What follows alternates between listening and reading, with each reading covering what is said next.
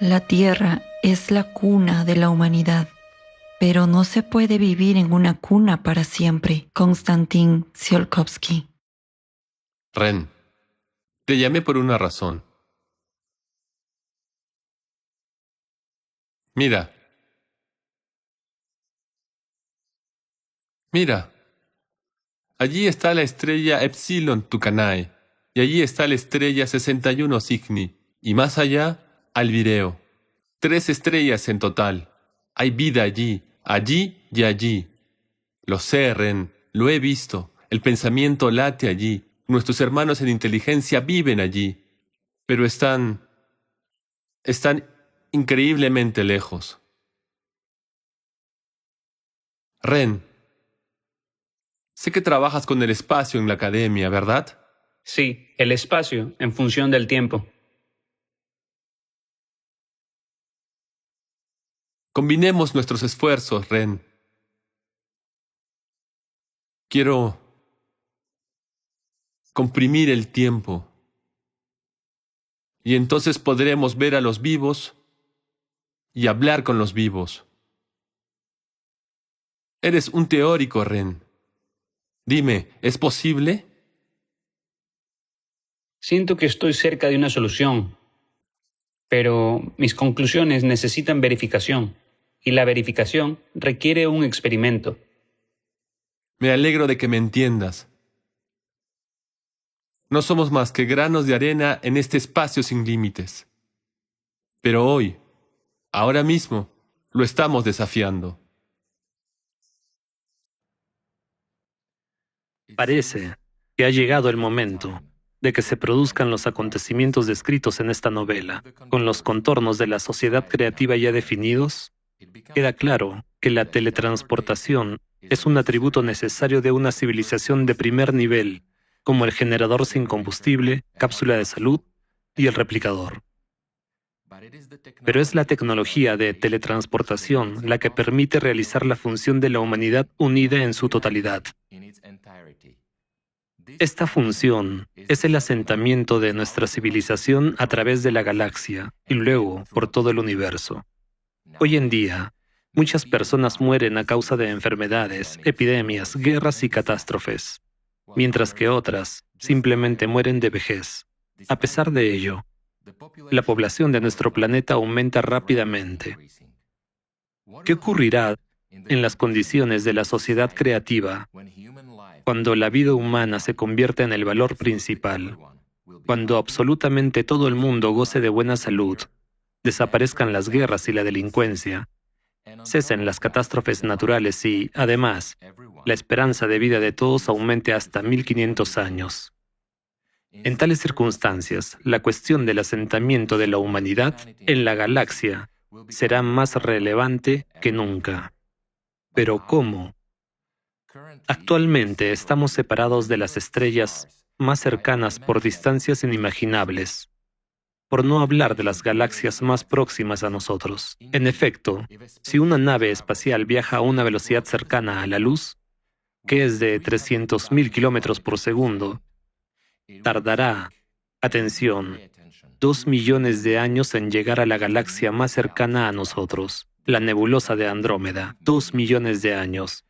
Imagínense la inmensidad de este lapso de tiempo comparado con la vida de un ser humano moderno. Y esto es solo la galaxia más cercana a nosotros, por no hablar del resto del cosmos. Sin embargo, hay un pero. Es bien sabido que visitantes del espacio lejano nos han visitado y siguen haciéndolo. Un gran número de artefactos, pruebas de paleocontacto, así como datos modernos, que discutiremos más adelante, no dejan lugar a dudas. Por lo tanto, la solución al problema de los viajes espaciales rápidos existe. Se podría objetar, hoy en día, con una inteligencia artificial capaz de generar imágenes realistas, hay muchos videos falsos. No todo es tan sencillo. He aquí solo un dato para ilustrar el nivel de debate que tiene lugar actualmente en nuestra comunidad humana sobre este asunto.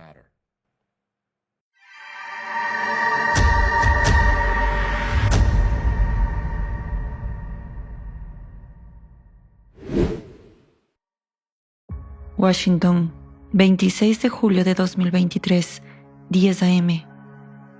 Las primeras audiencias públicas de testigos en el caso OVNI comenzaron en el edificio de la Cámara de Representantes del Congreso de los Estados Unidos en Capitol Hill. El primero en testificar fue Ryan Graves, antiguo piloto de un F-18 y fundador de Americans for Safe Aerospace, una organización que apoya, investiga y educa a las tripulaciones que se han encontrado con ovnis.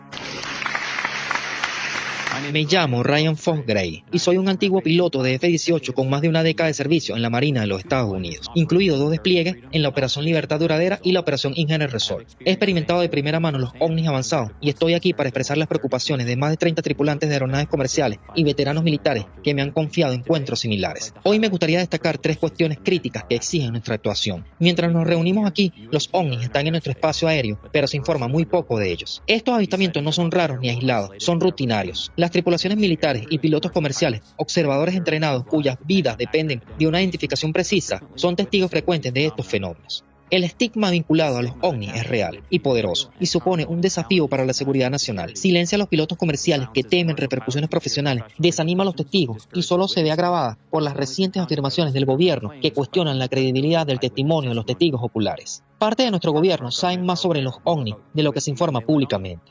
Y debido a las excesivas prácticas de clasificación, se mantiene oculta información crucial desde 2021. Todos los videos ovni están clasificados como secretos o de nivel superior. Este nivel de secretismo no solo impide nuestra comprensión, sino que alimenta la especulación y la desconfianza. Reconociendo la necesidad de acción y respuesta, funden American for Safe Aerospace. Desde entonces, la organización se ha convertido en un refugio para los testigos de violaciones de derechos humanos que antes no hablaban debido a la ausencia de un proceso de admisión seguro. Más de 30 testigos se han presentado y casi 5.000 estadounidenses se han unido a nosotros en la lucha por la transparencia en safeaerospace.org. La mayoría de los testigos son pilotos comerciales de grandes aerolíneas, a menudo son veteranos con décadas de experiencia de vuelo. Los pilotos están informando de ovnis a altitudes que parecen estar por encima de ellos a 12.000 metros, potencialmente en órbitas terrestres bajas o en la zona gris por debajo de la línea de Kármán, haciendo maniobras inexplicables como giros a la derecha y órbitas retrógradas o ganchos en forma de J. A veces estos informes son recurrentes, con numerosos avistamientos recientes al norte de Hawái y en el Atlántico Norte. Otros veteranos también nos están informando de encuentros con ovnis en nuestro espacio aéreo y océanos.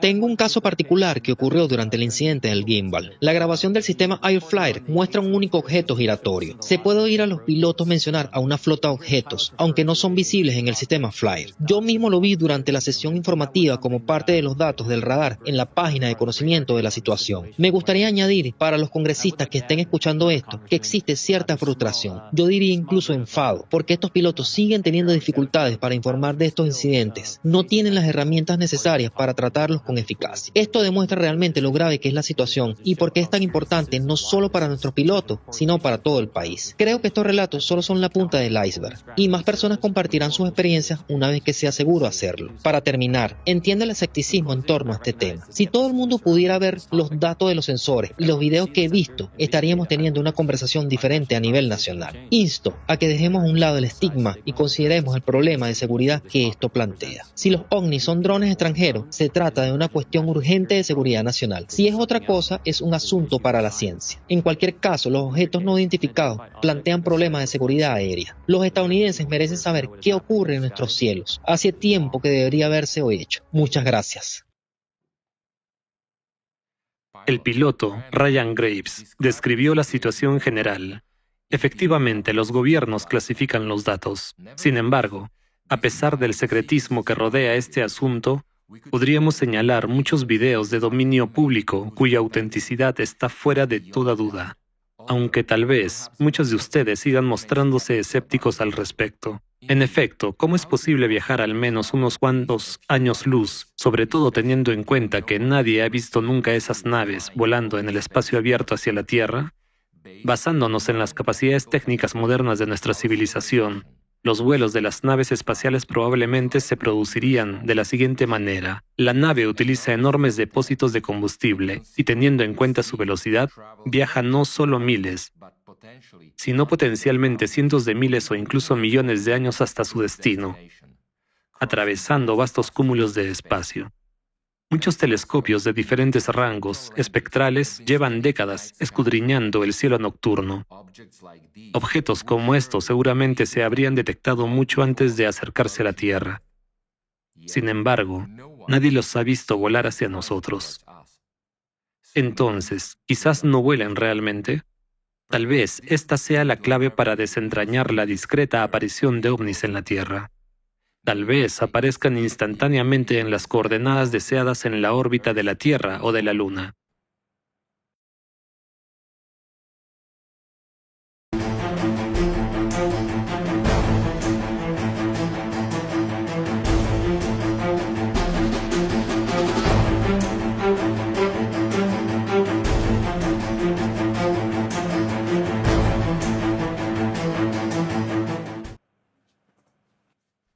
Ya hay muchos videos de este tipo disponibles en Internet.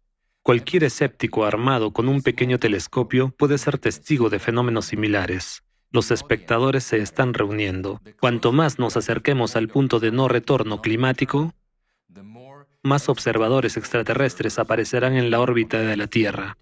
Para muchos, se trata simplemente de un espectáculo global que se desarrolla a escala planetaria.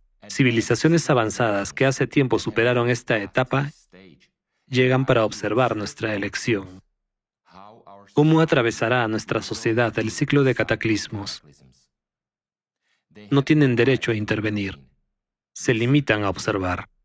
Es interesante. Así que el público seguirá creciendo a medida que nos acerquemos al punto máximo de los cataclismos. Pero ¿cómo es posible saltar a través del espacio decenas, cientos o incluso millones de años luz? Por supuesto, sería interesante pedir directamente a los extraterrestres que respondieran a las dos preguntas principales sobre la teletransportación. ¿De dónde obtienen una cantidad tan enorme de energía para el salto?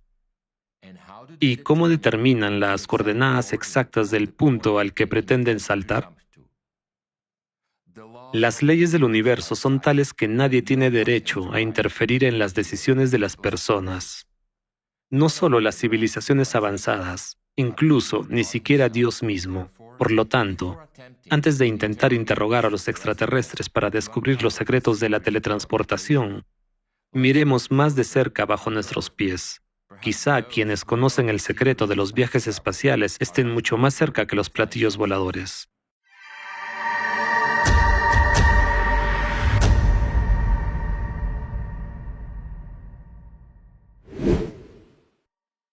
Los libros de Ivan Terence Sanderson, naturalista y criptozoólogo británico-estadounidense, suelen encontrarse en las bibliotecas en línea en la sección de ciencia ficción.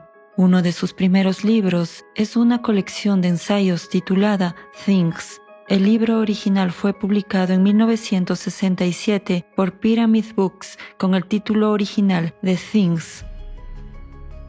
Paradójicamente, a pesar de todos los esfuerzos, no hemos encontrado en Internet ni una sola copia electrónica de la versión original en inglés de este libro. Fue traducido al ruso en 1991. Uno de los ensayos de este libro está dedicado a las hormigas Ata.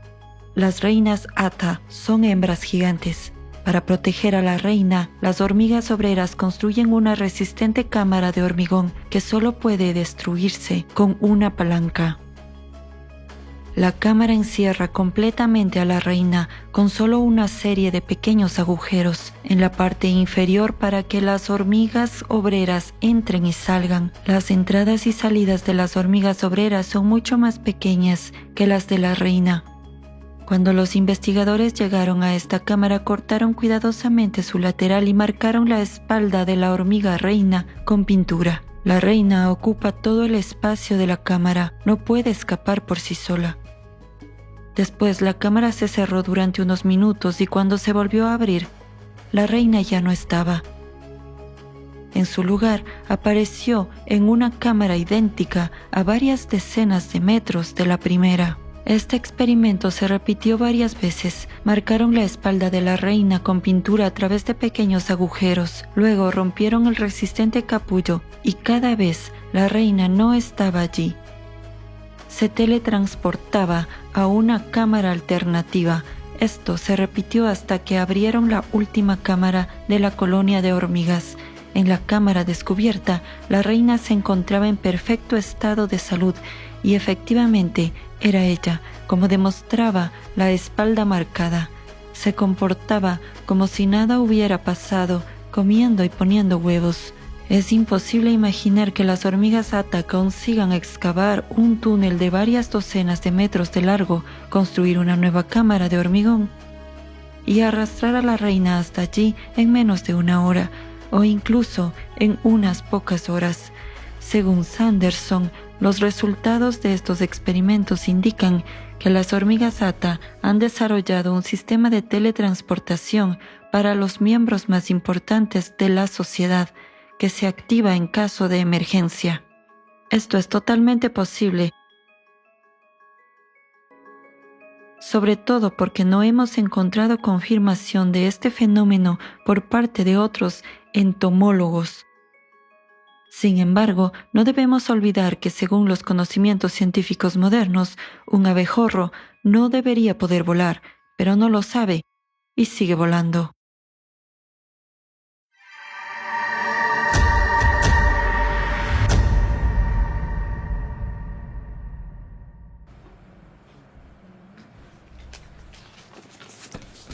En el mundo moderno, la humanidad conoció el concepto de teletransportación hace casi un siglo, concretamente en 1931, gracias al escritor estadounidense Charles Fort, aficionado al estudio de los fenómenos paranormales. Por analogía con la palabra televisión, que deriva del griego tele, lejos, y del latín video, ver, en su libro El libro de los malditos, Charles Fort introdujo un término para describir los movimientos inexplicables de objetos en el espacio.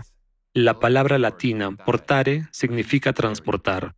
Hoy en día, la teletransportación ha pasado de las páginas de las novelas de ciencia ficción a las de los informes de los laboratorios científicos. Como ocurre en cualquier sociedad de consumo, el tema de la teletransportación ha sido tomado por los especialistas del complejo militar industrial.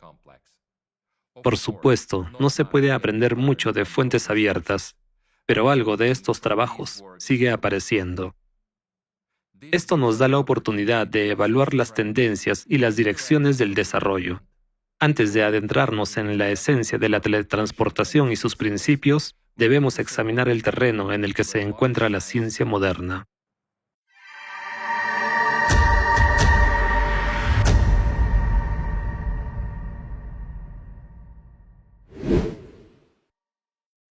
Según la teoría de la relatividad de Einstein, nada en el espacio puede moverse más rápido que la luz. Pero al mismo tiempo, la velocidad de movimiento del propio continuo espacio-tiempo no está limitada en modo alguno. Esta laguna permitió al físico mexicano Miguel Alcubierre formular el concepto de la burbuja warp de Alcubierre y posteriormente modelar un análogo de un motor warp que pasó a conocerse como el motor Alcubierre. En 1994, en la prestigiosa revista científica Relatividad General y Cosmología Cuántica, Miguel Alcubierre publicó un artículo titulado El motor warp, viajes hiperrápidos dentro de la relatividad general. En este artículo, Alcubierre proponía un concepto de desplazamiento por el espacio a velocidades superiores a la de la luz. Dentro del marco de la relatividad general, Alcubierre formuló la esencia de su idea de la siguiente manera. En el marco de la relatividad general y sin la introducción de agujeros de gusano, es posible modificar un espacio-tiempo de manera que permita a una nave espacial viajar con una velocidad arbitrariamente grande, mediante una expansión puramente local del espacio-tiempo detrás de la nave espacial y una contracción opuesta delante de ella. Es posible un movimiento más rápido que la velocidad de la luz vista por observadores situados fuera de la región perturbada. La idea de este motor se basa en la hipótesis de la deformación del espacio-tiempo a una velocidad muy superior a la de la luz, que supuestamente se produjo en los primeros momentos tras el nacimiento de nuestro universo. El motor Warp al QBR no afecta a la nave espacial en sí, sino al espacio que la rodea. El espacio se contrae delante de la nave y se expande detrás. Esto crea un potencial energético gracias al cual el espacio expandido detrás de la nave será impulsada hacia el espacio contraído delante de la nave. Como resultado se forma una onda gravitatoria local que viaja junto con la nave espacial. La propia nave durante este movimiento está en reposo y el tiempo en su tablero fluye de la forma habitual, sin experimentar cambios relativistas. Este método recibe el nombre de Alcubierre Warp Drive. Dentro de su marco opera la física relativista de Einstein y la velocidad de la luz nunca se supera localmente. Hay un pero. En este diseño, el propulsor Alcubierre requiere materia exótica con masa negativa o energía negativa para generar el efecto de expansión del espacio-tiempo. Pero ni siquiera toda la materia del universo bastaría para crear una burbuja para albergar una nave de 100 metros de largo, de la densidad necesaria. A pesar del problema fundamental, este trabajo inició la investigación teórica sobre el impulso Warp, transformándolo de pura ciencia ficción en una tecnología potencialmente teórica. La NASA abordó con toda seriedad la elaboración teórica y la verificación experimental de los principios esbozados por Alcubierre. En 2011, en una conferencia celebrada en Orlando, se presentó un informe sobre la forma del espacio-tiempo derivada del movimiento de la burbuja Alcubierre. Este informe presenta la comprensión moderna de la secuencia de funcionamiento del impulsor Alcubierre y dice lo siguiente. Primera etapa. La nave espacial parte de la Tierra con propulsión a chorro tradicional y recorre cierta distancia, tras lo cual se detiene con respecto a la Tierra. Segunda etapa, se activa el campo Alcubierre y la nave espacial emprende un viaje interestelar, cubriendo la distancia hasta su destino en un periodo de tiempo arbitrariamente corto. Tercera etapa, el campo se desactiva a cierta distancia del destino y la nave espacial completa el viaje utilizando medios convencionales. Este método permitirá alcanzar el sistema Alpha Centauri en unas pocas semanas o meses y no en décadas o siglos, tanto según el reloj de un observador en la Tierra como según el reloj instalado en la propia nave espacial. Teóricamente, utilizando este esquema, una nave espacial con un propulsor Warp 5 modificado llegará a Plutón en 9 segundos y a Próxima Centauri en 18 horas. En conclusión, el informe de la NASA señalaba, aunque parece que el modelo tiene casi todas las características matemáticas deseables de un verdadero propulsor espacial interestelar, la métrica tiene una característica menos atractiva, la necesidad de una densidad de energía negativa. La cuestión principal es si la idea puede desarrollarse hasta el punto de que resulte útil para la exploración. Los trabajos posteriores sobre el concepto de burbuja Warp Alcubierre han reducido la cantidad de energía necesaria para viajar más rápido que la luz, al equivalente de la masa de Júpiter. Esto es, por supuesto, menos que la de todo el universo, pero sigue siendo una cantidad de energía inalcanzable para la humanidad actual. La cantidad de energía necesaria equivale a la masa de Júpiter. Por ahora, esto parece una frase, pero es mejor que nada. Al menos tenemos otro método hipotético de teletransportación, además del hipotético basado en hormigas que ya existe en nuestra colección. Hay que señalar que viajar utilizando un motor de este tipo no es teletransportación en sentido literal, porque la verdadera teletransportación se produce sin gasto de tiempo, mientras que aquí tenemos, aunque muy rápido, viajes a través del tiempo y el espacio. ¿Qué más nos ofrece la física moderna? Resulta que no somos los únicos que nos hacemos esta pregunta. En 2004, el Laboratorio de Investigación de las Fuerzas Aéreas de Estados Unidos, bajo la dirección del Dr. Eric Davis, preparó una revisión de los métodos de teletransportación. El informe se titula Teletransportation Physics Study y está a disposición del público. El objetivo de la investigación era recopilar información sobre el teletransporte de objetos materiales. Eric Davis recopiló todo lo que se sabía de fuentes abiertas en aquel momento en 5 direcciones principales. Además, el autor del informe considera la dirección ciencia ficción como una de las principales áreas de investigación. La segunda dirección importante que identifica es la teletransportación extrasensorial o psicoquinesis, la capacidad humana natural de teletransportar objetos y a uno mismo. Entre los métodos técnicos de teletransporte, Davis distingue 3 grupos. El primer grupo es la teletransportación mediante un agujero de gusano o stargates. La hipótesis de que podría haber túneles en la estructura del espacio-tiempo que permitieran viajar instantáneamente a grandes distancias, viajar en el tiempo o viajar entre universos paralelos fue propuesta en 1935 por Albert Einstein y Nathan Rosen. Llamaron la atención sobre la solución de las ecuaciones más sencillas de la relatividad general que describen fuentes aisladas de campo gravitatorio. Los científicos sugirieron que esta estructura espacial se asemeja a un puente que conecta 2 puntos diferentes del espacio-tiempo conocidos como stargates. Muchos físicos teóricos de renombre como Morris, Thorne, Jurtsev y Rayman mostraron interés por este tema. Estos autores desarrollaron y estudiaron una clase de objetos llamados agujeros de gusano atravesables. Davis se refiere a una variante de los agujeros de gusano como ingeniería del vacío espacio-temporal. El concepto moderno de ingeniería del vacío fue introducido por primera vez en la comunidad física en 1988 por el investigador Tsung-Dao Lee. Lee afirmó, el método experimental para alterar las propiedades del vacío puede llamarse ingeniería del vacío. Si efectivamente somos capaces de alterar el vacío, entonces podemos encontrar algunos fenómenos nuevos totalmente inesperados. Este nuevo concepto se basa en el hecho reconocido hoy en día de que el vacío se caracteriza por parámetros físicos y una estructura que representa un medio energético que impregna todo el espacio del universo. La aplicación de los métodos de los agujeros de gusano consiste en colocar objetos vivos o no vivos en un dispositivo sellado. Una vez activado el teletransportador, el dispositivo desaparece casi instantáneamente y luego reaparece en un lugar remoto como si hubiera viajado a través de un portal o Stargate durante un breve espacio de tiempo. Davis señala que este tipo de teletransportación es un concepto teórico y no se ha aplicado en la práctica. El segundo grupo de métodos de teletransportación se basa en el entrelazamiento cuántico.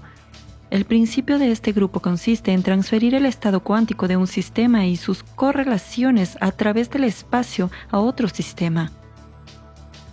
En este método, el sistema se refiere a cualquier partícula individual o colectiva de materia o energía. La teletransportación basada en el entrelazamiento cuántico debe realizarse del siguiente modo. Los objetos animados o inanimados colocados en el teletransportador se escanean mediante un haz generado y controlado por un ordenador.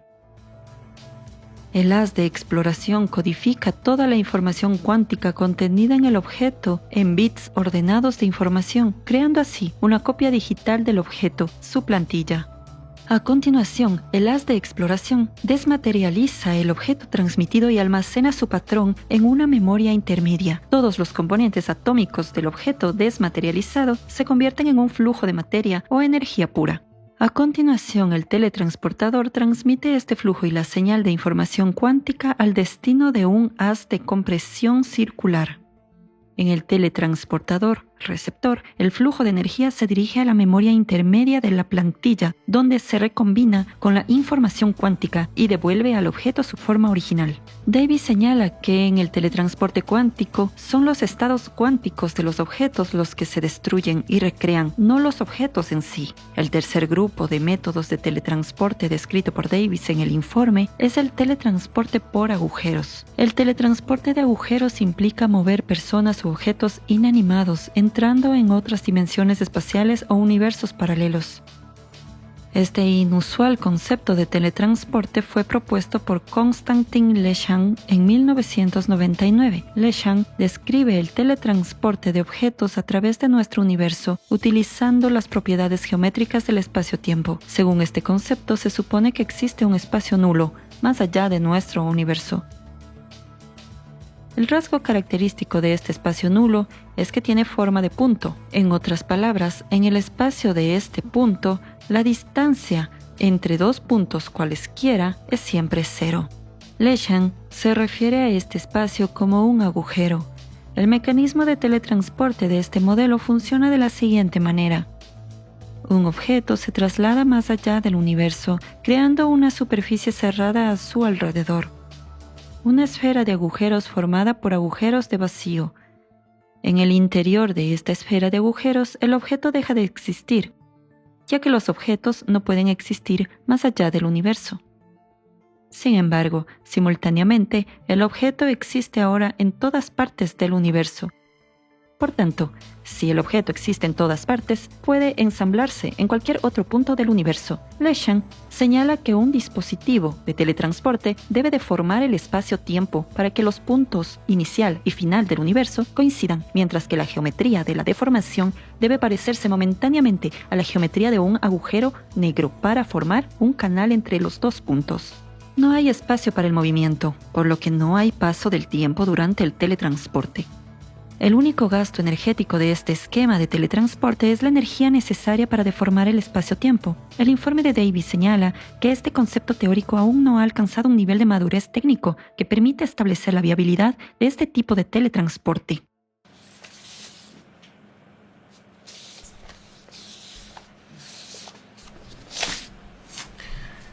Como pueden ver, la ciencia moderna tiene una cierta base metodológica. Sin embargo, hay obstáculos casi insuperables en el camino del desarrollo de estos métodos, además de los métodos naturales de teletransporte que podrían ser usados por las hormigas y los humanos. Tenemos dos grupos de métodos técnicos: los que se basan en alterar las propiedades del espacio para mover el objeto por completo, y los que se basan en extraer información sobre todas las partículas de un objeto y transmitir no el objeto en sí, sino la información sobre su estructura.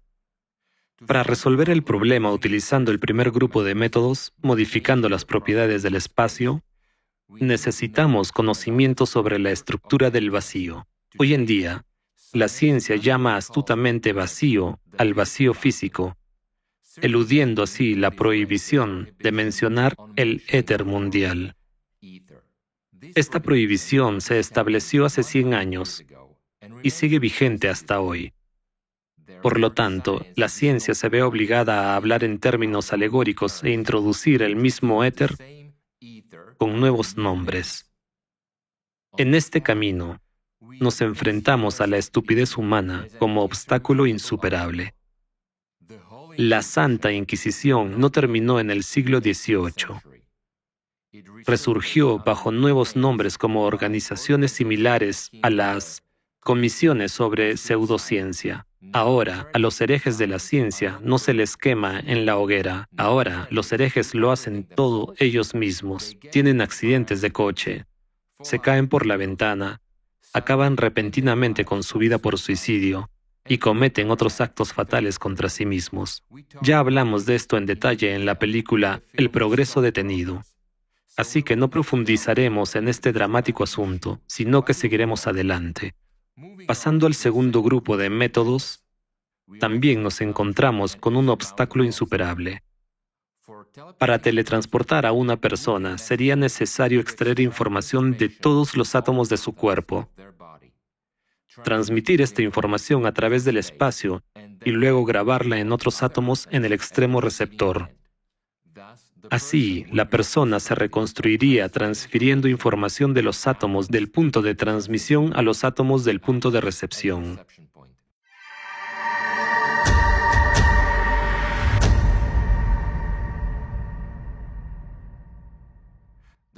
El proceso de transmisión de información sobre cada partícula del cuerpo parece increíblemente complejo. En un ser humano de unos 70 kilos, el número de átomos que componen el cuerpo es tan vasto que el tiempo necesario para transmitir estos datos supera en 2400 veces la edad del universo. Además de transmitir esta cantidad increíblemente grande de información, surgen otros problemas. Hemos aprendido a entrelazar fotones libres. Pero, ¿cómo unificar macroobjetos como moléculas de ADN, sangre en movimiento, células corporales y el propio cuerpo entero? Al fin y al cabo, en esencia necesitamos obtener una copia exacta del cuerpo original. ¿Cómo revivir entonces las células que hemos trasladado a un nuevo lugar? ¿Cómo transmitirles energía vital? Al fin y al cabo, lo más importante para cualquier ser vivo es la vida. ¿Qué le ocurre realmente a una persona durante el proceso de teletransportación cuántico? Esencialmente, el original se destruye durante el teletransporte, lo que significa que la persona que se teletransporta muere. ¿Qué sentido tiene teletransportar el cuerpo a otro planeta si la persona muere en el escáner? Tal vez, tras el teletransporte, aparezca en el otro planeta una copia del cuerpo de la persona, su cadáver. Pero, ¿dónde va a parar después la propia persona? Los problemas no acaban ahí. Se plantea otra cuestión fundamental. ¿Cómo llegar al punto de recepción de la información si no hay ningún aparato receptor en el otro lado? ¿Cómo enviar el receptor de la información a una galaxia vecina? Quizás por primera vez en la historia moderna, Nikola Tesla se enfrentó a estas preguntas al explorar el teletransporte. Estudiamos sus diarios preparados por el periodista serbio Esteban Jovanović. Según Esteban, accedió a los manuscritos originales de Tesla en 2011, con la ayuda de la hija del presidente Richard Nixon. Al preparar los diarios para su publicación, descubrió que distaban mucho de estar completos. Algunos materiales habían desaparecido. Sin embargo, incluso lo que se conservó tiene un interés significativo para desentrañar el secreto del teletransporte.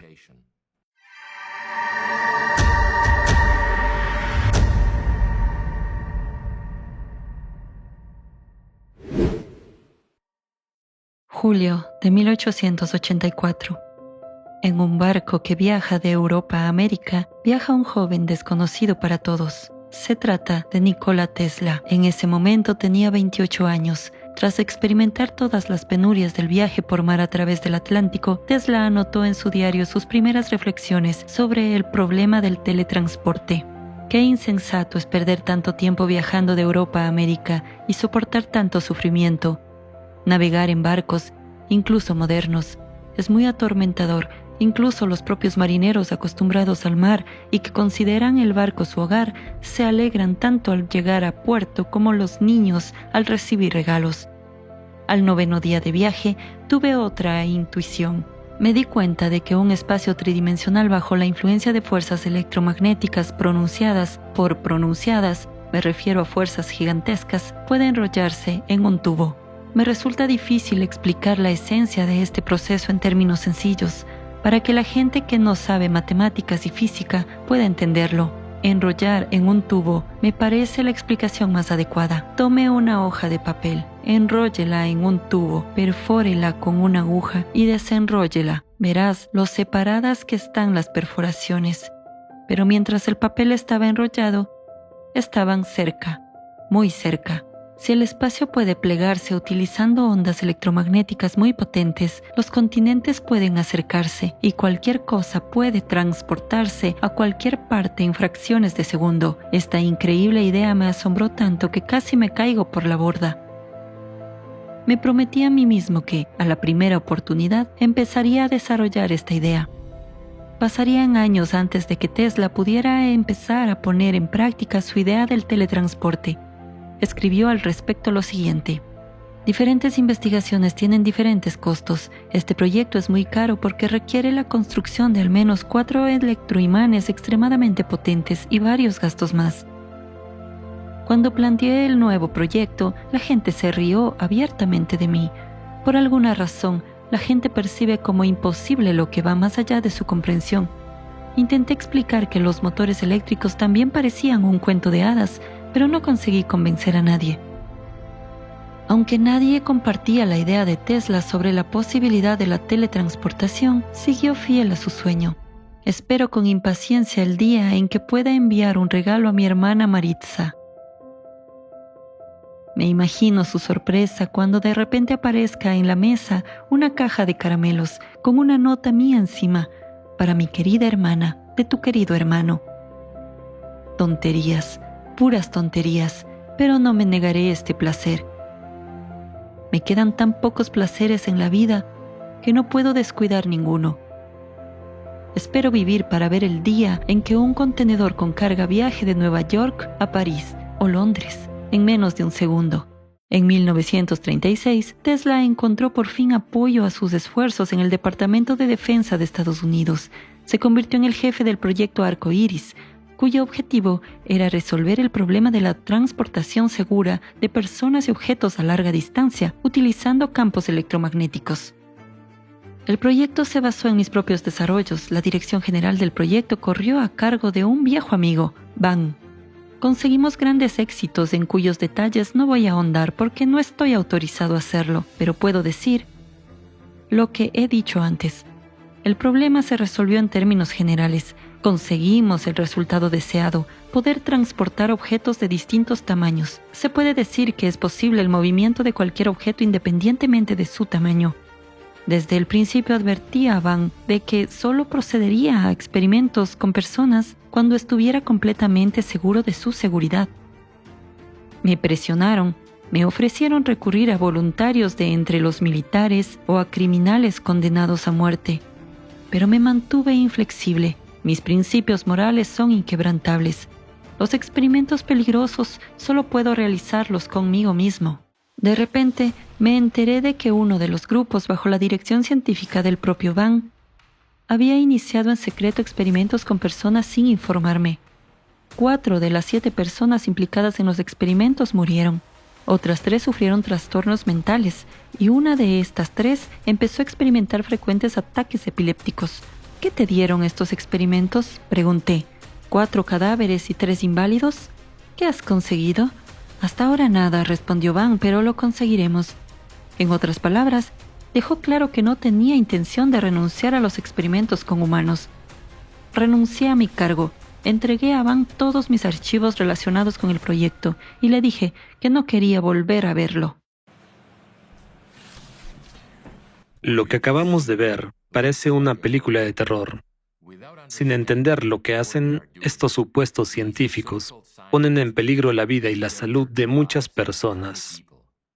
Tal ciencia y tales métodos de investigación son imposibles en una sociedad orientada al ser humano. En la civilización del futuro, la vida humana es el valor más elevado, por lo que todo lo que haga la ciencia beneficiará a todos los habitantes de la Tierra. Sin embargo, el mero hecho de que, con la ayuda de campos magnéticos y eléctricos, se haya podido transmitir un objeto biológico a distancia hasta un punto previamente planificado en el espacio y restaurarlo casi a su estado original, indica que el problema no es tan desalentador como transmitir información durante un tiempo superior a la vida útil del universo, y no requiere una energía comparable a la masa de Júpiter. Por supuesto, surgen muchas preguntas, pero como la información más valiosa se oculta al público en el formato consumista, empezaremos a desenredar este nido de serpientes por nuestra cuenta. Empecemos por la pregunta principal. ¿Qué vamos a transmitir exactamente?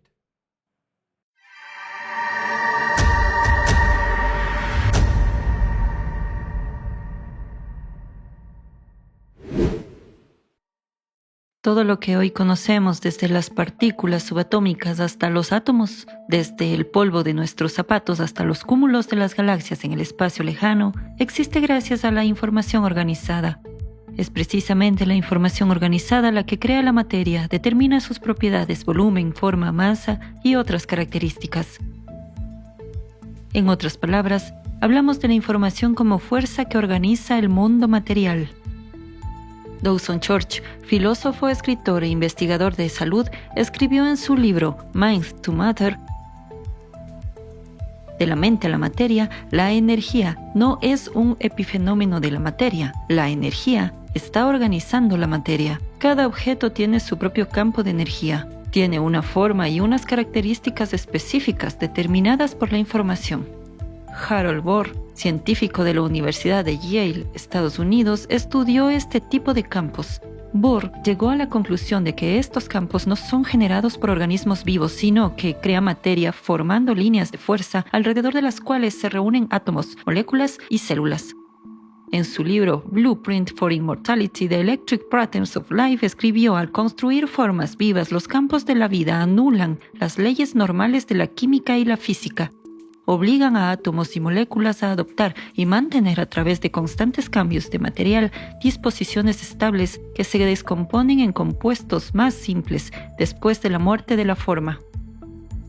Si no fuera por esta autoridad suprema de los campos, L, tú y yo no podríamos existir en nuestra forma, porque las moléculas complejas de las que estamos compuestos no podrían construirse por sí solas o por casualidad, y no podrían conservar su composición. Estudiando la forma de los campos electrostáticos de las salamandras, Bohr descubrió que las crías poseen campos de energía que reproducen aproximadamente la forma de la salamandra adulta. El vector de intensidad de estos campos pasa por la cabeza y la médula espinal, formando una especie de eje a lo largo del sistema nervioso.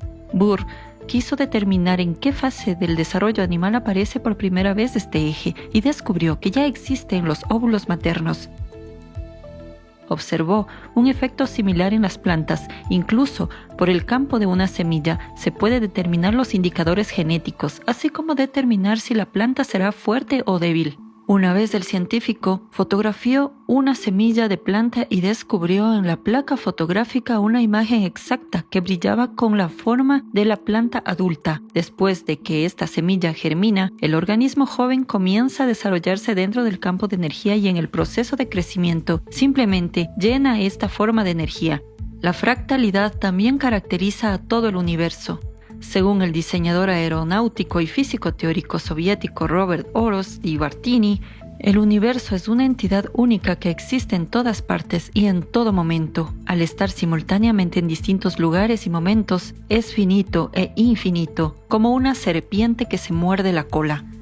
Se puede imaginar como un hilo en bucle que atraviesa todo lo que existe. Puede visualizarse como una esfera reflejada que contiene otra esfera en su interior y así sucesivamente. Pero la matrioska, más pequeña de todas, es la que engloba al resto. Así, el universo es absolutamente idéntico a su elemento más pequeño, porque ese elemento más pequeño es el universo mismo. No hay nada en el mundo excepto esta partícula incomprensible. El resto son meras imágenes, un gran holograma de 6 dimensiones, si quieres un sueño sin fin. Robert Orosz Divartiny, brillante diseñador de aviones soviéticos, autor de más de 60 proyectos aeronáuticos realizados. No solo diseñó aviones, todos sus proyectos estaban muy adelantados a su tiempo. Eran tan avanzados que a menudo parecían ciencia ficción a los dirigentes de la industria aeronáutica, y por lo tanto, no recibieron el apoyo necesario. Pero Vartiny no solo creó aviones poco convencionales. La teoría del universo de 6 dimensiones salió de su pluma. Era, sin duda, un hombre del futuro. Escucha de nuevo sus extraordinarias palabras. Existiendo simultáneamente en distintos lugares y distintos tiempos, el universo es a la vez finito e infinito, como una serpiente que se muerde la cola. Quizá aquí esté la clave del teletransporte, sin necesidad de transmitir volúmenes de información durante un tiempo superior a la vida del universo. ¿O qué tal esta frase suya? Es autosimilar. En la base del universo hay una sola partícula. Todo lo demás es simplemente un gran holograma de 6 dimensiones. ¿Por qué Vartiny llama sueño al universo? ¿Y qué es un holograma? Quizá, en estas palabras, haya otra pista para responder a la pregunta sobre las coordenadas del punto de teletransporte. Empecemos con el holograma. Para obtener un holograma de un objeto, se hace pasar un haz láser a través de un divisor de haz. Como resultado, se forman 2 haces. El primer haz es dirigido por un espejo hacia una película fotográfica. El segundo ilumina el objeto y, al reflejarse, también alcanza la misma película. En la película ambos haces interfieren para crear un patrón de interferencia. Así se produce una grabación holográfica. Para obtener una imagen tridimensional de un objeto, basta con iluminar la película con el mismo rayo láser. Una propiedad única de un holograma es su autosimilitud. Si dividimos la imagen por la mitad, cada mitad contendrá la imagen del objeto completo. Si volvemos a dividir la mitad de la imagen y la iluminamos con un rayo láser, obtendremos de nuevo dos imágenes idénticas del objeto original. Este proceso puede continuar y cada parte seguirá conteniendo la imagen del objeto completo. El físico de la Universidad de Londres, David Bohm, cree que la realidad objetiva no existe, que a pesar de su aparente solidez, el universo es en el fondo un fantasma, un holograma gigantesco y espléndidamente detallado. Un holograma tiene una propiedad inusual. Si coges un trozo de película fotográfica que tiene una imagen holográfica codificada en ella, eso significa que no puedes ver la imagen a simple vista, sino que hay que reconstruir la imagen con un láser. Por ejemplo, si la película contiene la imagen de una rosa, al atravesarla con un láser se obtiene una imagen tridimensional de la rosa por el otro lado. Si cortamos la película por la mitad y enviamos un láser a cada trozo, obtendremos una rosa entera de cada trozo, una propiedad muy inusual que al principio deja perpleja la imaginación. Si se corta en 4, se obtienen 4 rosas. Si se corta en 8, se obtienen 8 rosas. El universo es un holograma. Significa, como dijo William Blake, que literalmente se puede encontrar el universo en un grano de arena. Que cada porción del universo contiene alguna semblanza de la totalidad del universo entero. La realidad en un holograma puede manifestarse de dos maneras, como una imagen concreta o una especie de borrón indescifrable de energía. Por ejemplo, cuando vemos a John Carson en un televisor, su imagen está codificada de dos formas. Una es la imagen concreta del televisor y la otra es el desenfoque de las ondas de radio que impregnan el salón. Y si el universo es en cierto sentido un holograma, entonces eso sugiere que puede haber dos niveles muy diferentes de realidad. La realidad concreta que vemos cuando miramos estas sillas y los árboles y las nubes y todo este tipo de cosas. Nuestros cuerpos. Es solo una forma de manifestar la realidad y que en algún nivel profundo hay otro nivel de realidad donde todo se disuelve en un océano de energía. Que está holográficamente interconectado, donde cada porción en el universo está contenida en cada pequeña área del universo. Imagine que todo lo que ve, siente y oye en 3 dimensiones y su percepción del tiempo emana en realidad de un campo plano bidimensional. La idea es similar a la de los hologramas ordinarios, en los que una imagen tridimensional se codifica en una superficie bidimensional, como en el holograma de una tarjeta de crédito. Sin embargo, esta vez todo el universo está codificado. Un equipo internacional de físicos teóricos y astrofísicos que estudian las inhomogeneidades del fondo cósmico de microondas o el resplandor del Big Bang han encontrado pruebas convincentes que apoyan la naturaleza holográfica del universo. Si el universo es efectivamente holográfico, se resolvería la cuestión de determinar las coordenadas precisas del salto para el teletransporte. Al fin y al cabo, una propiedad de un holograma es que cada parte contiene información sobre todo el holograma. Por consiguiente, no será difícil para la ciencia del futuro determinar dónde se encuentra cada cosa dentro del holograma. Esto significa que en el punto de partida del salto sabremos exactamente en qué parte del holograma acabaremos. Utilizando el principio de la naturaleza holográfica del universo, se puede argumentar que la información sobre cualquier objeto existe en cada punto del espacio. Esta información está estrictamente ordenada. Llamemos hipotéticamente a esta información ordenada ladrillos de información. Este es un punto crucial para el teletransporte. Sugiere que no es necesario mover físicamente el cuerpo ni las partículas que lo componen. Basta con activar la información necesaria en el punto de destino. Esta información está presente en todas partes. Supongamos que varios bloques fundamentales de información forman una estructura que representa un punto local, algún objeto. Lo colocamos en el centro de una habitación, en la que una multitud de espejos está situada en un ángulo determinado de tal forma que se refleja en cada uno de ellos. Así, El objeto está en medio de la habitación y se refleja en cada espejo. Además, lo vemos y, por tanto, existe información sobre él en nuestra mente. En resumen, la información sobre el objeto existe simultáneamente en varios lugares. Si retiramos uno de los espejos, no observaremos este objeto en ese lugar. Pero cuando devolvamos el espejo, volverá a aparecer. Así que, de hecho, la información sobre él no ha desaparecido. Lo que ocurre es que vemos el objeto en determinadas condiciones de manifestación de la información y, una vez que las condiciones han cambiado, ya no lo vemos. Sin embargo, objetivamente, este objeto sigue existiendo en este lugar en términos de información.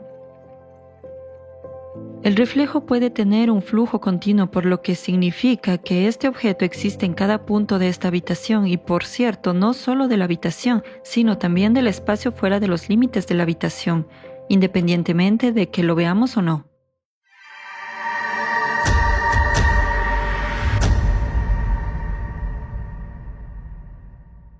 Entonces, ¿a qué hemos llegado en nuestra investigación? Hemos llegado a la conclusión de que la información sobre todo existe en todas partes.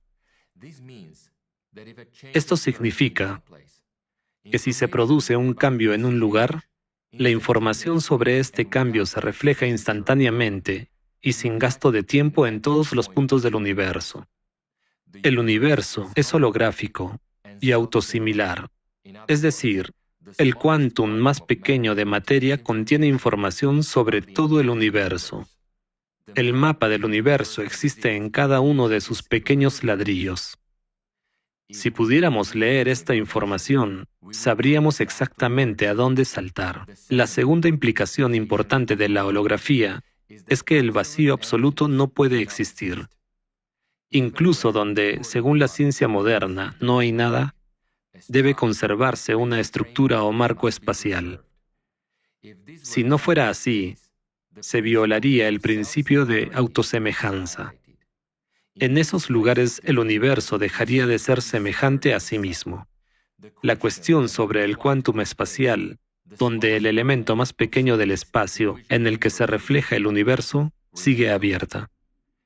Cuando comprendamos cómo está diseñado este ladrillo, comprenderemos cómo está diseñado todo el universo. Otra conclusión importante se desprende del principio de autosimilitud. Puesto que el universo es estable, significa que el ladrillo elemental, que está en la base de todo, también lo es. Si le ocurre algo, todo el universo cambiará porque cada uno de esos ladrillos lo refleja y lo contiene todo. Puede surgir una pregunta. Si un elemento estable fundamental subyace a todo, ¿a qué se deben los cambios constantes que observamos? Todo lo que nos rodea está en movimiento, los electrones alrededor de los átomos, los planetas en sus órbitas, el sistema solar alrededor del centro de la galaxia, etc. Volvamos de nuevo a las reflexiones de Bartini.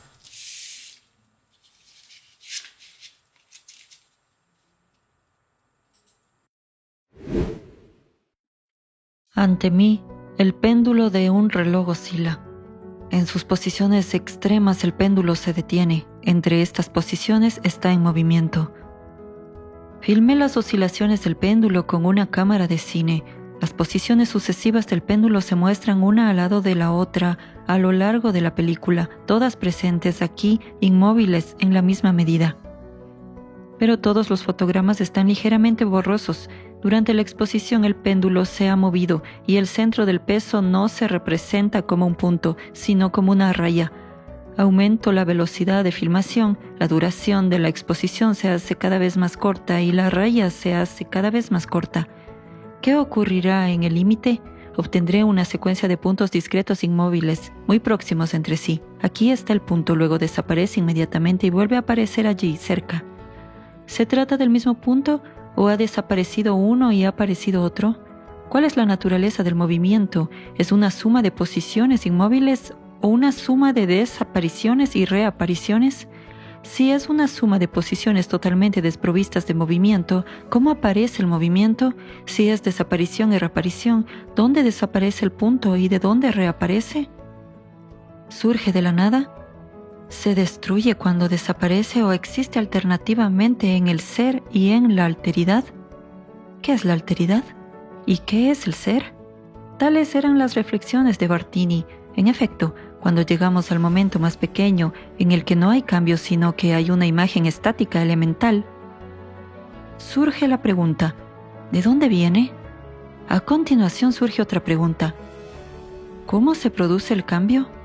La siguiente imagen ya es diferente de la anterior y no hay estados intermedios entre ellas. Entonces la pregunta es, ¿cómo y dónde se produjo el cambio?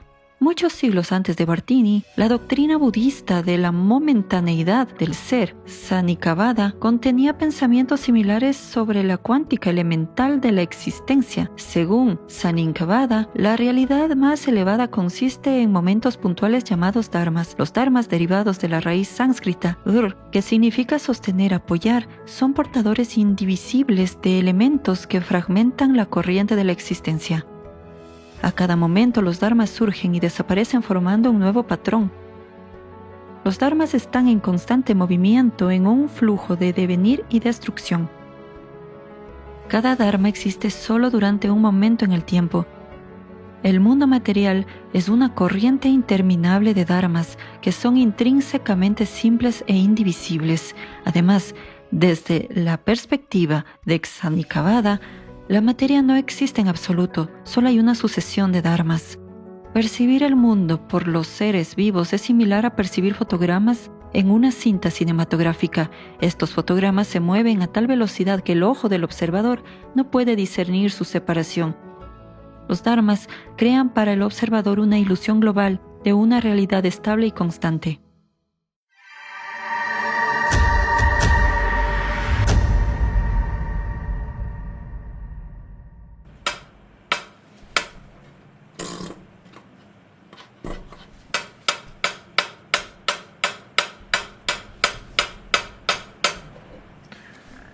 Si sigo aumentando la velocidad de oscilación del metrónomo, en algún momento ya no podré ver sus posiciones separadas en el espacio. Nuestros ojos están diseñados de tal forma que perciben las imágenes discretas como continuas si su frecuencia supera los 16 fotogramas por segundo. Por esta razón no percibimos la discreción de este mundo. La frecuencia con que cambian los estados de nuestro mundo supera con creces la frecuencia de fotogramas de una cámara cinematográfica. Y aquí llegamos a la parte más importante de nuestra historia. Si conseguimos deslizarnos entre los fotogramas adyacentes de la realidad, nos encontraremos en ningún lugar del espacio y en ningún lugar del tiempo. Basándonos en el principio de la holografía, podemos salir de este estado no espacial hacia cualquier lugar del universo. Obviamente, este viaje no llevará ningún tiempo. Veamos más de cerca este intervalo entre fotogramas.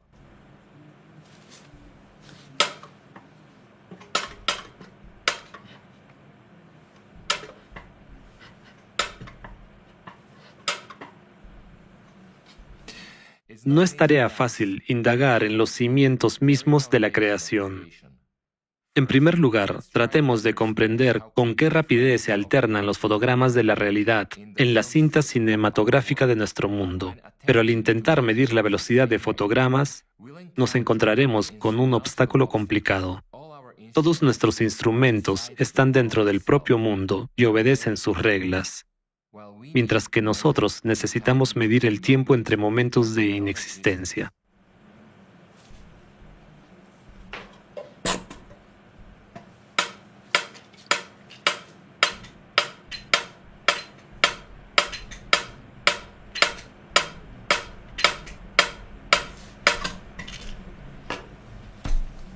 No, tanto los relojes como los metrónomos están presentes en la realidad. Estos no son los instrumentos que necesitamos. Empecemos por reconocer al menos la discreción del universo. Discreción. Esta palabra significa dividido y discontinuo. La ciencia moderna de la discreción surgió de los trabajos del antiguo filósofo griego Demócrito, considerado el padre del atomismo.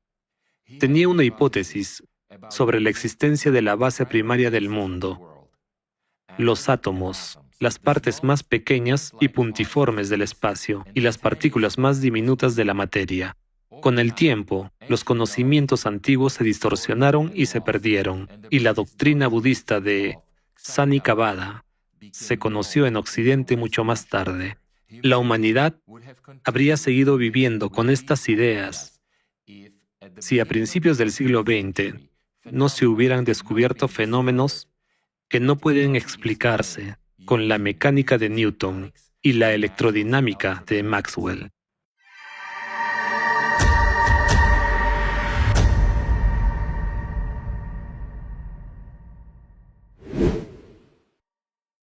Cuando la ciencia adquirió la capacidad de estudiar partículas elementales individuales, lo primero que encontró en el micromundo fue la paradoja de la dualidad.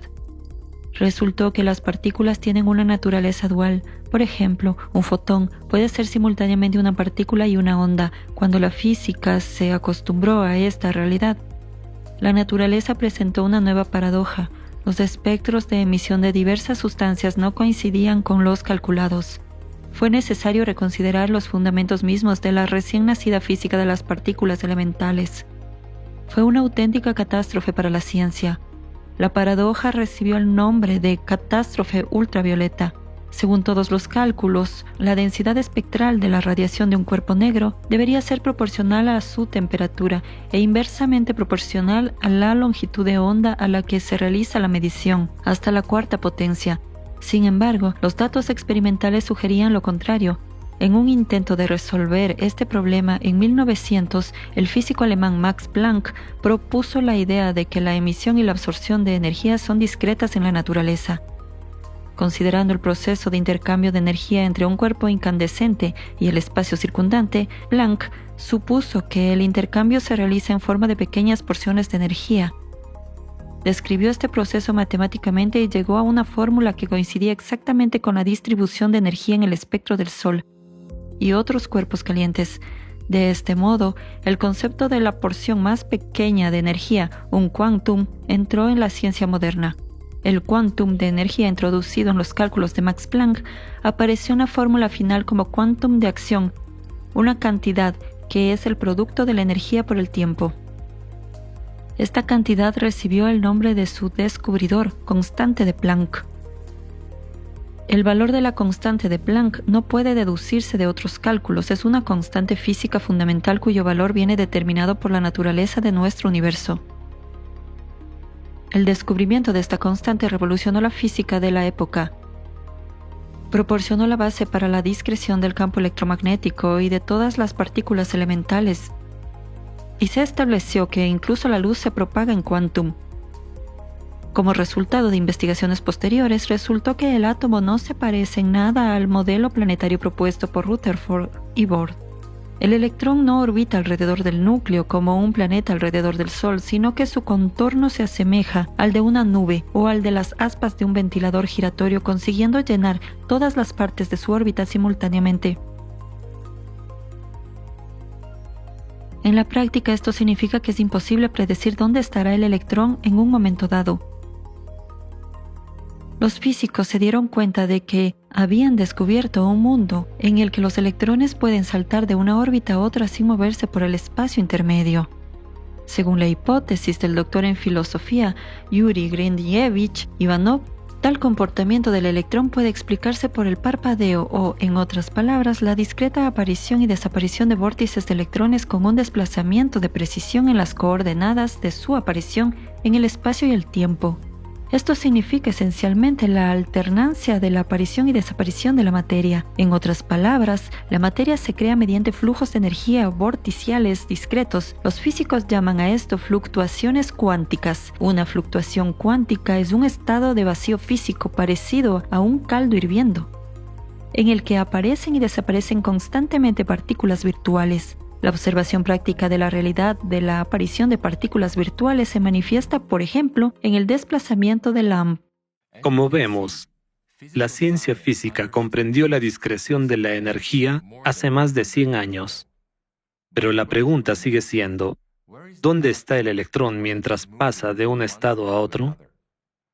Podríamos observarlo si encendiéramos una cámara de cine de alta velocidad y grabáramos la transición del electrón de un orbital energético a otro.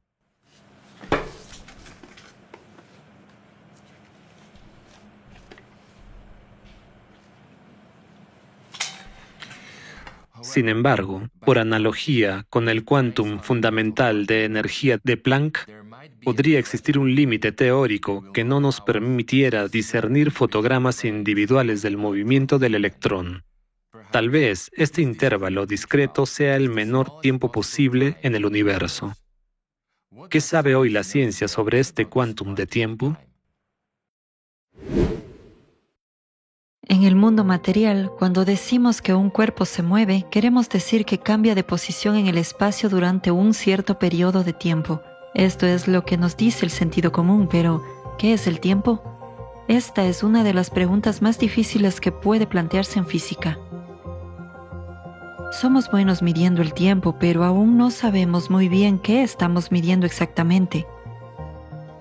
En el Sistema Internacional de Unidades, SI, los valores de todas las unidades estándar se definen con precisión y no requieren experimentación, y solo la unidad de medida del tiempo, el segundo, se sigue determinando a partir de la experiencia. Hoy en día un segundo es el tiempo equivalente a 9.192.631.770 periodos de radiación correspondientes a la transición entre dos niveles hiperfinos del estado básico de un átomo de cesio 133. Todo el mundo puede darse cuenta de que el tiempo subjetivo es heterogéneo y puede ir más rápido o más lento. Una hora en compañía agradable parece más corta que 5 minutos en un autobús abarrotado. Este tiempo subjetivo no puede medirse. Por ello, la gente aprendió rápidamente a medir el tiempo alineándolo con los ciclos astronómicos. Los fenómenos naturales recurrentes y periódicos pueden medirse y compararse con las propias sensaciones. Llamemos tiempo objetivo al recuento de estos ciclos. Newton definió el tiempo como una cierta cantidad que puede determinarse en todo el universo a la vez. Se trata del tiempo global, absoluto, porque es totalmente objetivo y no depende de las percepciones humanas, una especie de tiempo ideal. No podemos medirlo, ya que nuestros relojes están en un sistema de referencia de tiempo localmente objetivo. Tomemos una cerilla. Imaginemos que el fuego de esta cerilla, desde el momento de su aparición hasta el final de la combustión del palito, es el proceso de aparición y destrucción de toda la materia. El momento del movimiento en el que cojo esta cerilla, la acerco a la caja, aplico fuerza para que salte una chispa, el momento de la ignición y hasta que arde por completo, todo esto, en sentido figurado a escala global, es el flujo del tiempo verdadero, es decir, el momento de la aparición, acción y desaparición de la fuerza de la creación en el proceso de creación y destrucción de la materia. Para nuestra percepción humana, en este tiempo no existe el presente, solo el pasado y el futuro. El tiempo global del momento del flujo del tiempo desde el comienzo de la primera chispa hasta el final de la combustión completa de la cerilla. Además, es más exacto caracterizar todo este proceso no por la combustión de la cerilla con la cabeza de azufre hacia arriba en posición vertical, sino por la combustión de la cerilla con la cabeza de azufre hacia abajo. Nótese la diferencia en la velocidad de la llama. El mismo proceso a grandes rasgos ocurre a escala global. El universo en expansión con una velocidad cada vez mayor acelera inevitablemente el tiempo global, sin que ello afecte en momento alguno al tiempo real. Los juicios sobre el flujo del tiempo dependen del punto de referencia desde el que se observa el proceso. Por ejemplo, tomemos una cerilla experimental de proporciones gigantescas de 1 kilómetro de longitud y usted es un observador, es decir, en nuestro caso, un punto del sistema de referencia que, para el estudio de este proceso de combustión, se coloca en un ascensor o, digamos, en una gigantesca grúa torre similar instalada paralelamente a la cerilla. Imaginemos que el proceso de combustión ha comenzado y la llama, que en nuestra comparación representa el universo que se ha originado y ha comenzado a expandirse, se mueve de abajo hacia arriba. Si su velocidad de movimiento en el ascensor es la misma que la velocidad del fuego, entonces para su percepción el tiempo será relativamente inmóvil. Si se mueve más rápido que la llama, sentirá que el tiempo de combustión se ralentiza. Y si se mueve más despacio que la llama, verá que el tiempo se ha acelerado. Utilizando el ejemplo de una cerilla encendida en tiempo objetivo es, en efecto, el momento de los procesos físicos y químicos que tienen lugar durante la combustión. El tiempo subjetivo, en cambio, es la percepción individual del paso de este proceso.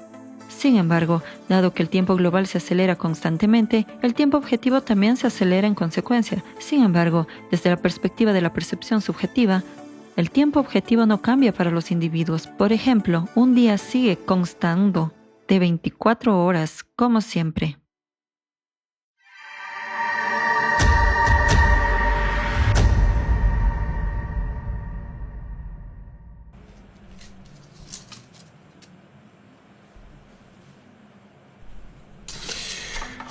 La existencia de la flecha del tiempo significa que cada momento es único, como hemos descubierto. Se trata de una secuencia de estados estáticos instantáneos, dharmas, que difieren entre sí. Las diferencias entre estados adyacentes están determinadas por procesos de información. Pero, entonces, ¿cómo es posible moverse sin perder el tiempo? ¿O puede el universo contener dos momentos idénticos en el tiempo? Nikolai Kozyrev fue uno de los primeros en llamar la atención sobre el hecho de que en la vida real la igualdad de los cuerpos que interactúan y la reversibilidad de los procesos que ocurren por regla general no tienen lugar. En la realidad, los procesos son casi siempre irreversibles y los cuerpos que interactúan pueden clasificarse objetivamente como causa o efecto. Además, el efecto siempre se produce más tarde que la causa. En este sentido, el tiempo es fundamentalmente distinto del espacio. Pero, ¿pueden la causa y el efecto cambiar de lugar? Resulta que sí. En los casos en que se viola el postulado de que la velocidad de la luz es la máxima posible. Paradójicamente, resultó que tales velocidades existen. En otoño de 1977, un grupo de científicos dirigido por Nikolai Kozyrev realizó observaciones de la galaxia M31 en la nebulosa de Andrómeda y de los cúmulos globulares M2 y M13, utilizando un reflector de 50 centímetros en el Observatorio Astrofísico de Crimea. Las observaciones consistieron en medir las posiciones de zonas del cielo con una guía micrométrica, lo que provocó cambios en la conductividad eléctrica de una resistencia en las proximidades de estos objetos. Resultó que estos cambios se originaban en 3 puntos del cielo. 1. La posición actual del objeto. 2. La posición en el pasado, exacta a la refracción que coincide con su imagen visible. Y 3. La posición en el futuro, que ocupará el objeto cuando lo alcance una señal procedente de la Tierra que viaje a la velocidad de la luz. Las observaciones demostraron que las lecturas del galvanómetro registraban efectivamente los 3 puntos, y esto significa que la transferencia instantánea de información se realiza a través de las propiedades físicas del tiempo. El tiempo no se extiende por el universo, sino que aparece en todas partes a la vez. El universo entero se proyecta sobre el eje temporal como un punto único. Por lo tanto, los cambios en las propiedades de un segundo concreto aparecen en todas partes a la vez, disminuyendo según la ley de proporcionalidad inversa del primer grado de distancia. Así pues, el efecto del tiempo aparece no solo instantáneamente, sino también a lo largo de la trayectoria del mundo cuatridimensional de Minkowski, cuya longitud es 0. A lo largo de toda esta trayectoria, el tiempo propio es el mismo y, por tanto, el instante aparece en ella inmediatamente. Para un observador, sin embargo, se propagará a la velocidad de la luz. Como resultado de sus investigaciones, Kozyrev formuló un postulado sobre las características geométricas de un enlace elemental de causa y efecto. En un enlace elemental de causa y efecto, la causa y el efecto siempre están separados por distancias espaciales y temporales arbitrariamente pequeñas, pero no iguales a 0. La relación entre estas distancias es la misma para todas las interacciones causa-efecto, lo que significa que es una constante universal fundamental. En esencia, Kozyrev postula la existencia de un quantum de espacio-tiempo o, en el lenguaje de nuestra película, que la distancia en el tiempo entre dharmas vecinos es constante. Resulta que el universo tiene incorporado un generador de reloj que forma un pulso sincronizador, según el cual se produce un ciclo de cambio elemental. En su obra Una nueva mirada a los aspectos teóricos y aplicados de la física cuántica, Vladimir Fedorov también analiza la existencia de un quantum de tiempo. Lo define como un intervalo de tiempo que no puede reducirse fundamentalmente. La idea fundamental de la hipótesis es que la frecuencia de la radiación de energía tiene un valor límite para todo el universo, y este valor nunca se superará. Basándose en las relaciones entre la frecuencia máxima posible y la energía máxima posible de un quantum, llega a la conclusión del intervalo de tiempo mínimo posible, el tiempo discreto. En el espacio físico existe una longitud mínima entre las crestas de dos oscilaciones vecinas, que puede definirse como la distancia recorrida en el tiempo mínimo a la velocidad máxima. Así, otro investigador concluye que el mundo aparece como una serie de momentos discretos. Hemos llegado a la conclusión de que no solo el espacio, sino también el tiempo en el universo son discretos. El tiempo tiene una unidad mínima que separa un marco estático de existencia de otro. Surge una pregunta lógica. ¿Qué ocurre en el intervalo entre los marcos de existencia y entre las discretas del espacio? Obviamente, si existe tal intervalo de espacio, no puede ser material. Por lo tanto, para un observador material, estas unidades espaciales discretas se funden en un todo único. Al fin y al cabo, mira desde el mundo material, por lo que el intervalo inmaterial entre las unidades discretas es fundamentalmente inobservable para el observador material. Paradójico.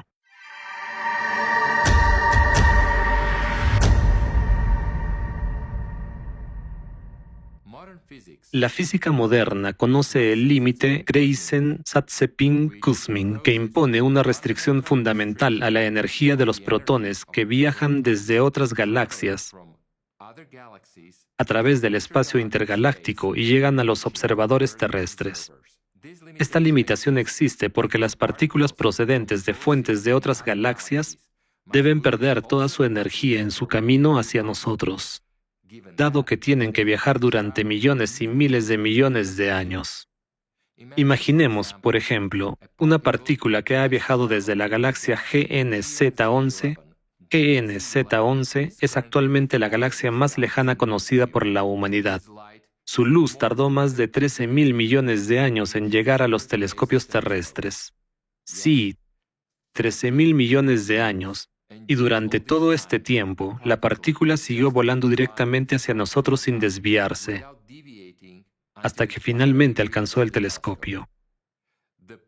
La paradoja reside en que en los rayos cósmicos observados hay protones cuya energía supera el límite Grayson-Zatsepin-Kuzmin. Pero esto no puede ser.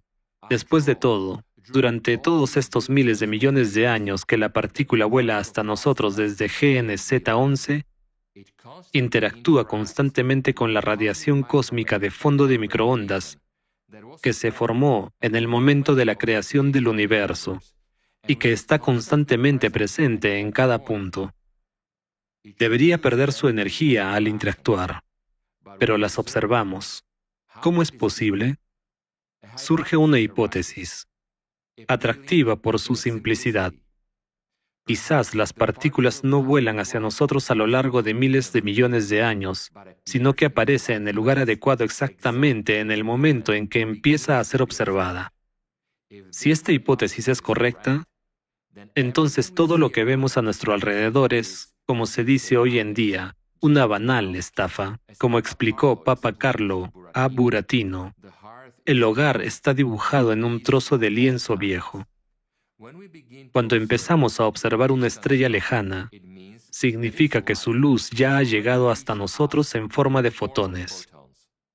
Pero, ¿cómo sabe un fotón cuándo es el momento de manifestarse? Esa es la cuestión.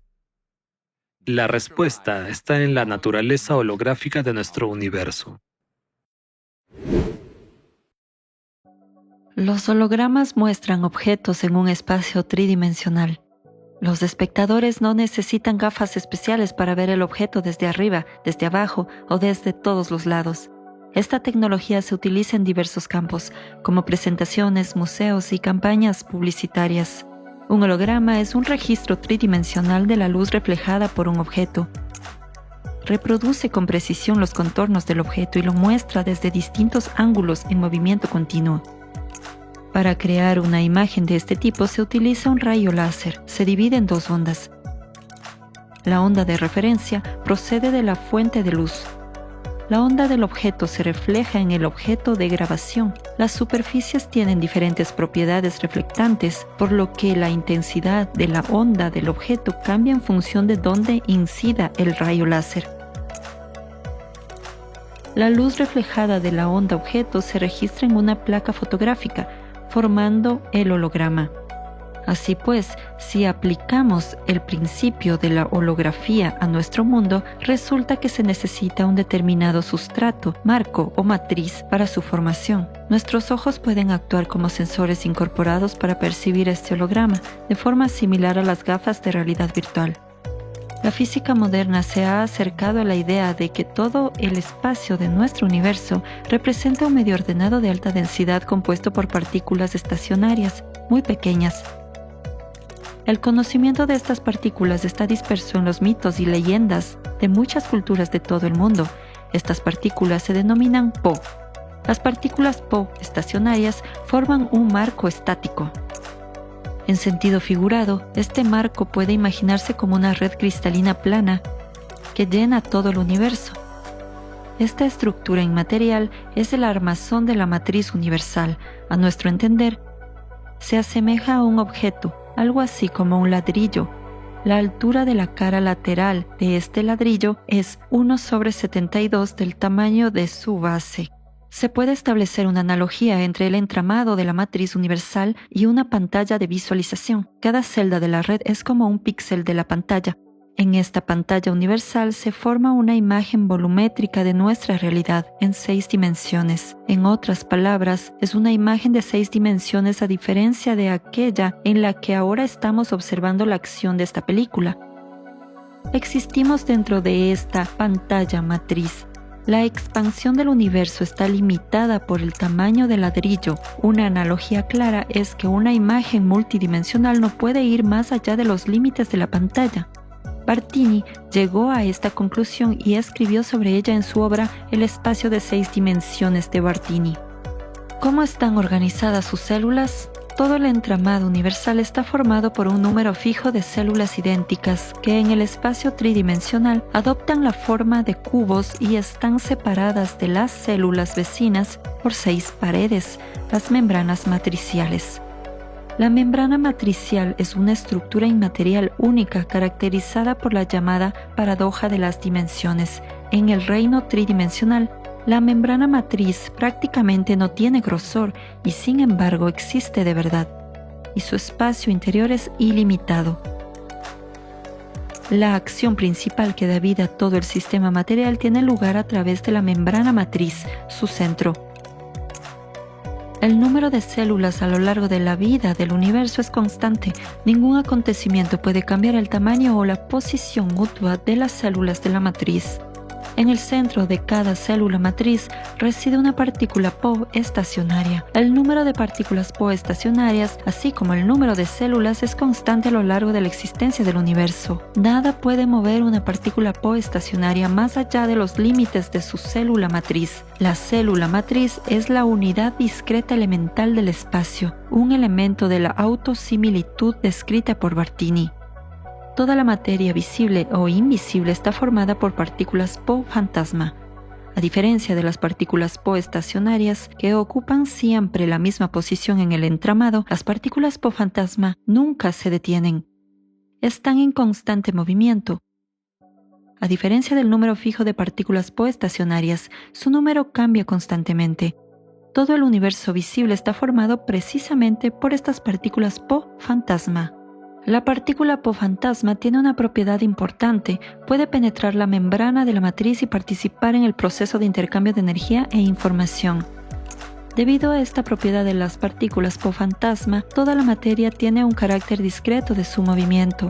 En la célula matriz tiene lugar un importante proceso de redistribución parcial de energía e información, así como colisiones de partículas Po-fantasma, que se producen bajo la influencia de partículas Po estacionarias.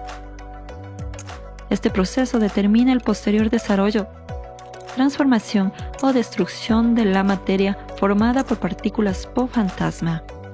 Cualquier partícula elemental está formada por varias partículas Po-fantasma. La partícula más simple es el fotón, que está formado por solo 3 partículas Po-fantasma. El tiempo de vuelo de una partícula Po-fantasma a través de una célula matriz es el tiempo mínimo del universo material.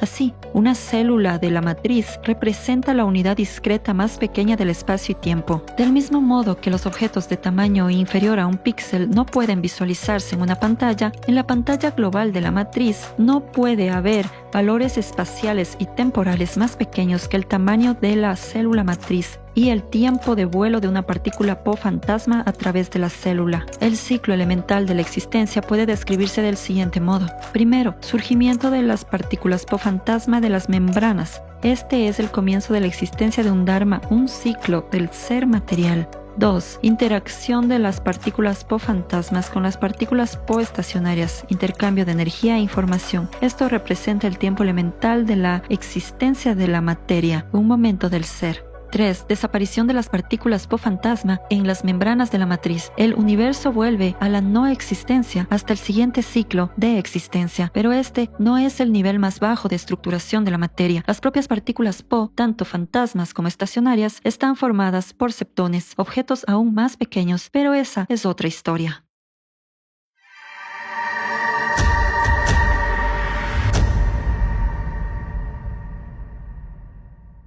Como comprenderán, nos hemos acercado mucho a la respuesta a la pregunta principal de nuestra película. Ahora ya saben que la membrana de la matriz es la clave del proceso de teletransporte.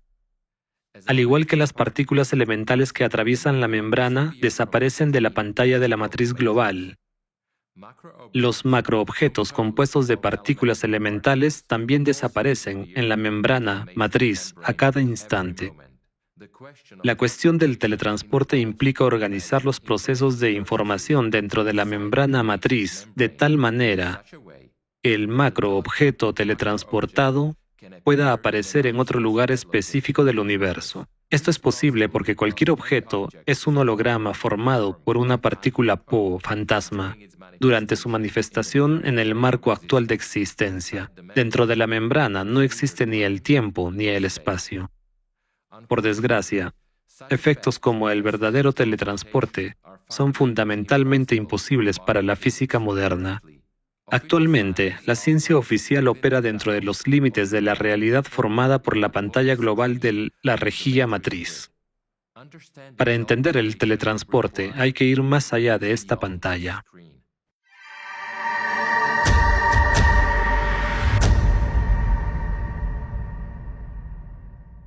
El conocimiento de la física del futuro aporta ideas fundamentalmente nuevas para responder a preguntas como ¿qué volar? ¿Hasta dónde podemos volar? ¿En qué condiciones podemos volar? ¿Y cómo crear una gravedad artificial cercana a las condiciones terrestres a bordo de una nave espacial? ¿Cómo vivir de forma autónoma en el espacio? ¿Y cómo proteger una nave espacial de la radiación cósmica? También revelan una comprensión de la naturaleza del propio universo, que sirve de laboratorio natural para las partículas elementales y realiza experimentos en condiciones imposibles en la Tierra. Hoy en día, estos conocimientos están siendo explorados activamente por científicos avanzados de nuestro planeta. Por lo tanto, no solo el teletransporte, sino también los viajes en el tiempo han dejado de ser solo teorías. Los que hayan llegado hasta aquí probablemente estén esperando con impaciencia la revelación del principio fundamental del teletransporte. Como ya saben, todos los objetos de nuestro mundo, incluidos nosotros, desaparecen y reaparecen constantemente. En otras palabras, se teletransportan. En este mundo, todo desaparece constantemente en la membrana de la matriz y reaparece en la pantalla de la matriz global. Este teletransporte natural está controlado por la energía y la información de los procesos en curso. La pregunta es, ¿cómo podemos alterar el curso natural de este parpadeo y aprender a controlarlo? La pista está en este video. En una célula hay una partícula Po estacionaria. Si dos partículas Po fantasma entran simultáneamente en la célula, la partícula Po estacionaria puede absorber energía e información de ellas. Sin embargo, si más de dos partículas Po fantasma entran simultáneamente en la célula, la partícula Po estacionaria absorberá energía e información solo de estas dos partículas Po fantasma. Todas las demás pasarán sin perder energía ni información. Esto a su vez conduce al mal funcionamiento de la propia matriz. Este mal funcionamiento resulta de la excitación del propio campo de las partículas Po estacionarias. En lugar de absorber energía, comienzan a emitirla, creando un campo denso que provoca la excitación local y la liberación de energía. Este principio es similar al funcionamiento de los GSC, generadores sin combustible. En los GSC, la excitación del campo de las partículas Po estacionarias se consigue debido a la velocidad de rotación. En el caso de los metales, este efecto de liberación de energía se consigue debido a la densidad de su red cristalina. Así pues, saquemos una conclusión. Todos los efectos sobrenaturales pueden explicarse por leyes físicas que están más allá del límite cuántico. La humanidad aún necesita comprender esta física para garantizar su supervivencia, porque el control de las partículas más pequeñas del universo abre el camino al control de toda la materia, lo que significa que puede ayudarnos a alcanzar un nuevo nivel de desarrollo para nuestra civilización. Ahora que hemos estudiado los fundamentos teóricos y sabemos que el movimiento requiere energía y las coordenadas del punto de destino, veamos cómo lo consiguen otras civilizaciones que hace tiempo que resolvieron por sí mismas esta cuestión.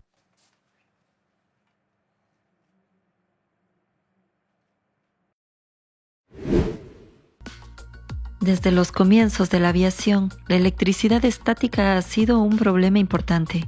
Debido a la fricción con el aire, el avión durante el vuelo adquiere una carga de 200 a 300 microcoulombios, lo que significa que su potencial aumenta a 200 a 300 kilovoltios. Pero en lugar de utilizar esta energía, hoy en día se neutraliza por todos los medios disponibles. Ya en 1927, Nikola Tesla propuso utilizar la electricidad estática para volar. En su artículo, El Sistema Mundial de Transmisión Inalámbrica de Energía, escribió: uno de los usos más importantes de la energía inalámbrica será sin duda para la propulsión de máquinas voladoras a las que se puede suministrar energía fácilmente sin conexión a tierra, ya que aunque el flujo de las corrientes está confinado a la tierra, se crea un campo electromagnético en la atmósfera que lo rodea. Si el avión transporta conductores o circuitos sintonizados con precisión y colocados adecuadamente, la energía es atraída hacia estos circuitos de la misma manera que un fluido pasará a través de un agujero creado en el recipiente. No se necesitará combustible de ningún tipo, ya que la propulsión se realizará mediante motores eléctricos ligeros que funcionarán a gran velocidad. Este efecto se basa en el hecho de que a una altura de 50 metros del suelo hay en el aire un gran número de partículas cargadas libres. Cuando un avión vuela, recoge todas estas partículas con su casco metálico a lo largo de la trayectoria de su movimiento. Los modernos materiales compuestos multicapa permitirán transformar el casco exterior de los aviones o naves espaciales que atraviesan corrientes de partículas cargadas a gran velocidad en una fuente de energía estable de alta potencia. Esto significa que el combustible solo será necesario para la aceleración inicial. Además, el fuselaje del avión, al servir de acumulador estático, proporcionará la energía necesaria para los motores eléctricos. Los ovnis podrían funcionar según este principio, pero en lugar de friccionar contra el aire y recoger la estática de la atmósfera, emplean principios más profundos de fricción contra la celda de la matriz, obligando a la propia matriz a funcionar de forma diferente, no para absorber energía, sino al contrario, para emitirla. Tras acumular suficiente energía para un salto, la nave entra en la membrana de la matriz, Desde una perspectiva externa, esto aparece como la apertura de un portal para que la nave entre. Posteriormente, se abre otro portal en el lugar deseado del universo para que la nave salga. Curiosamente, la nave sale del portal a la misma velocidad a la que entró. El mecanismo de teletransporte podría ser el siguiente: energizar el espacio que rodea la nave durante la aceleración, acumular energía de partículas y, a continuación, abrir un portal y saltar a través del espacio hasta otra estrella.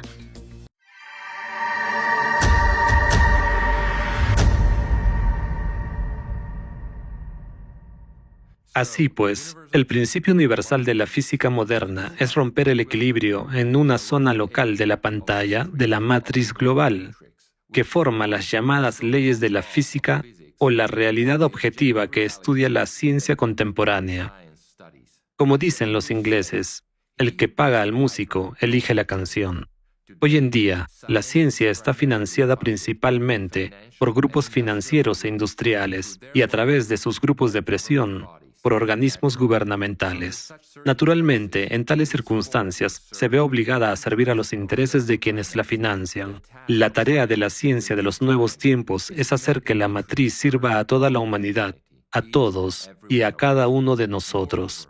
Además, hoy en día, esto se está volviendo vitalmente necesario. Sin la nueva física, la comunidad humana será destruida por cataclismos cíclicos que ya han comenzado. Pero para que el sistema funcione para nosotros, debemos convertirnos en una civilización unida del planeta Tierra. Solo una civilización unida, en el camino del desarrollo creativo, puede acceder a este conocimiento. El primer resultado de la aplicación de la nueva física será el control del clima, que nos permitirá sobrevivir a los cataclismos. Y más allá de eso, ya no habrá límites. Hablaremos de ello en las próximas películas de la serie Tecnologías de la Sociedad Creativa, sobre la energía sin combustible, la prolongación múltiple de la vida de cada persona más allá del límite de la especie, los replicadores de materia y el sistema de gestión económica planetaria. Nuestra película sobre la posibilidad de los viajes interestelares está llegando a su fin. En conclusión, queda por decir que son precisamente los vuelos interestelares los que harán de nuestra civilización un miembro de pleno derecho de la gran familia cósmica de los pueblos que han elegido el camino del desarrollo creativo. Este momento está muy cerca. Ya ha nacido un valiente checheno que se convertirá en el comandante de la primera nave interestelar de los terrícolas. Su vuelo será una señal para todo el universo. Otra civilización se ha liberado de los grilletes del formato consumista y ha emprendido el camino del amor, la paz y la creación.